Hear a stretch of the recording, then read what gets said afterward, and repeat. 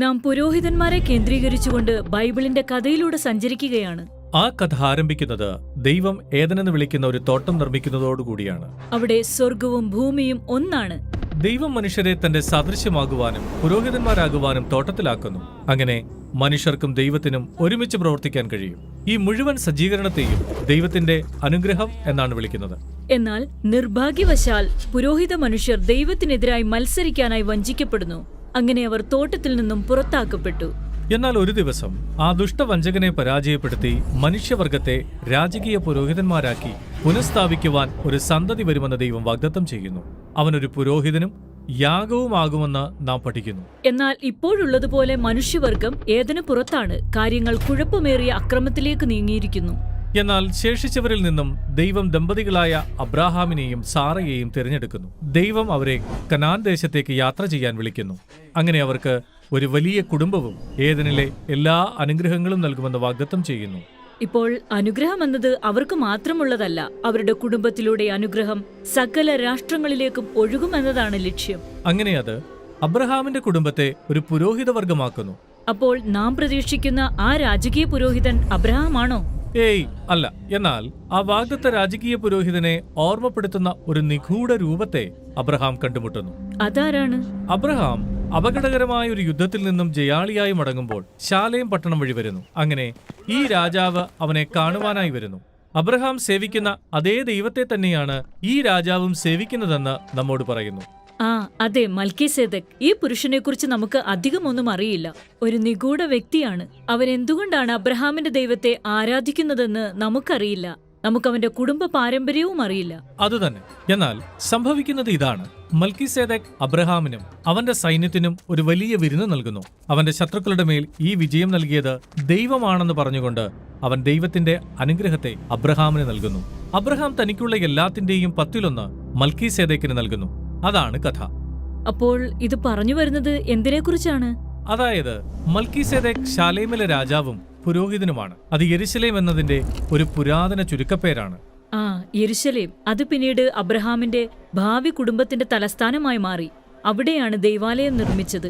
Abraham മൽക്കീസേദെക്കിന് കൊടുത്ത ആ 10% പിന്നീട് ഇസ്രായേലിയർ ദൈവാലയത്തിൽ ജോലി ചെയ്തിരുന്ന പുരോഹിതന്മാരെ ആദരിക്കുവാനായി കൊടുത്ത 10% പോലെയാണ്. അതുതന്നെ. അങ്ങനെ ഇസ്രായേലരുടെ പിതാവായ അബ്രഹാം ഇസ്രായേലിന്റെ ദൈവാലയത്തിനും അഥവാ അവരുടെ പുരോഹിതന്മാർക്കും വളരെ മുമ്പ് നിലനിന്നിരുന്ന ഒരു രാജകീയ പൗരോഹിത്യത്തെ ആദരിക്കുന്നു. മൽക്കീസേദെക്ക്. അതെ, അവൻ വളരെ പ്രാധാന്യമർഹിക്കുന്നു. നാം ദാവീദിന്റെ കഥയിലേക്ക് കടക്കുമ്പോൾ അവനിലേക്ക് വീണ്ടും വരാം. ശരി, ഇപ്പോൾ തിരിച്ച് അബ്രഹാമിലേക്ക് പോകാം. അബ്രഹാമിനും സാറായ്ക്കും കുഞ്ഞിനെ ജനിപ്പിക്കുവാൻ കഴിയില്ലെന്ന് നമുക്കറിയാം. അവർ വളരെ പ്രായം ചെന്നവരുമാണ്. അപ്പോൾ എങ്ങനെയാണ് അവർക്കൊരു കുടുംബമുണ്ടാകാൻ പോകുന്നത്? അവർ തങ്ങളുടെ സ്വന്തം പദ്ധതി തയ്യാറാക്കുന്നു. അബ്രഹാമിൽ നിന്നും ഒരു കുഞ്ഞിന് ജന്മം നൽകുവാൻ സാറ അവളുടെ മിസ്രൈമ്യ അടിമയായ ഹാഗാറിനെ നിർബന്ധിക്കുന്നു. എന്നാൽ അത് സംഭവിച്ചപ്പോൾ സാറ അവളുടെ അടിമയെ നിന്ദിക്കുകയും അവളെ അടിച്ചമർത്തുകയും ചെയ്യുന്നു. അപ്പോൾ ഒരു കുടുംബത്തിനു വേണ്ടി ദൈവത്തിൽ ആശ്രയിക്കുന്നതിനു പകരം അവർ തങ്ങളുടെ സ്വന്തം നിബന്ധനകളിൽ അത് ചെയ്തു. ശരിയാണ്. അങ്ങനെ ദൈവം അവസാനം അവർക്ക് അവരുടെ സ്വന്തം പുത്രനെ, അതായത് ഇസഹാക്കിനെ നൽകുന്നു. എന്നാൽ വേഗത്തിൽ തന്നെ ദൈവം ആ മകന്റെ ജീവനെ തിരികെ ചോദിക്കുന്നു. അബ്രഹാമിന് ഒരു മലയുടെ മുകളിൽ ഇസഹാക്കിനെ യാഗമായി അർപ്പിക്കുവാനായി ദൈവം വിളിക്കുന്നു. ഇതൊരു പരീക്ഷയാണെന്ന് നാം മനസ്സിലാക്കുന്നു. അബ്രഹാമിന്റെ പരാജയങ്ങളെ അംഗീകരിക്കാനും അവന്റെ തന്ത്രങ്ങളെ അവസാനിപ്പിക്കാനും കുടുംബത്തിന്റെ ഭാവി ദൈവത്തിന് സമർപ്പിക്കാനും ദൈവം അബ്രഹാമിനോട് ആവശ്യപ്പെടുന്നു. അബ്രഹാമും ഇസഹാക്കും മലമുകളിലേക്ക് പോകുന്നു. ഒരു യാഗപീഠം തയ്യാറാക്കുന്നു. അങ്ങനെ അബ്രഹാം തന്റെ പുത്രനെ യാഗം കഴിക്കാനായി പോകുമ്പോൾ ദൈവം അവനെ തടയുന്നു. അവൻ പകരമായി ഇസഹാക്കിന്റെ സ്ഥാനത്ത് യാഗം കഴിക്കുവാൻ ഒരു ആട്ടിൻകുട്ടിയെ നൽകുന്നു. അങ്ങനെ ഇവിടെ കഥ വിവരിക്കുന്നയാൾ കഥ നിർത്തിയിട്ട് വായനക്കാരനായ നിങ്ങളോട് ഇങ്ങനെ സംസാരിക്കാൻ തുടങ്ങുന്നു. യഹോവയുടെ പർവ്വതത്തിൽ അത് നൽകപ്പെടും. യഹോവയുടെ പർവ്വതം, അതാണ് യെരുശലേം. അത് ശരിയാണ്. അപ്പോൾ ഇത് ശ്രദ്ധിക്കുക. നാം നോക്കിയ ഈ 2 കഥകളിലും അബ്രഹാം ആ ഉയർന്ന സ്ഥലത്തിനടുത്താണ്. അത് പിന്നീട് യെരുശലേം എന്ന് വിളിക്കപ്പെടും. ഒന്നാമത്തെ കഥയിൽ അബ്രഹാം ഒരു രാജകീയ പുരോഹിതനെ കണ്ടുമുട്ടുന്നു. രണ്ടാമത്തെ കഥയിൽ ദൈവം അബ്രഹാമിന്റെ കുടുംബത്തിന്റെ പാപത്തെ മറയ്ക്കുന്ന ഒരു പകരമായ യാഗത്തെ നൽകുന്നു.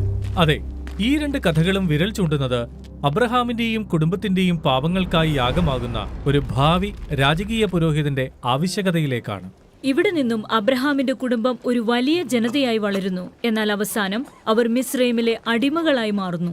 അപ്പോൾ അടിമകളുടെ സംഘത്തിന് എങ്ങനെ ഒരു രാജകീയ പുരോഹിതനെ ജനിപ്പിക്കാൻ കഴിയും? അതുതന്നെ. ഇത് നമ്മെ മോശയിലേക്ക് കൊണ്ടുവരുന്നു. അടുത്തതായി നാം അവന്റെ കഥയാണ് കാണുന്നത്.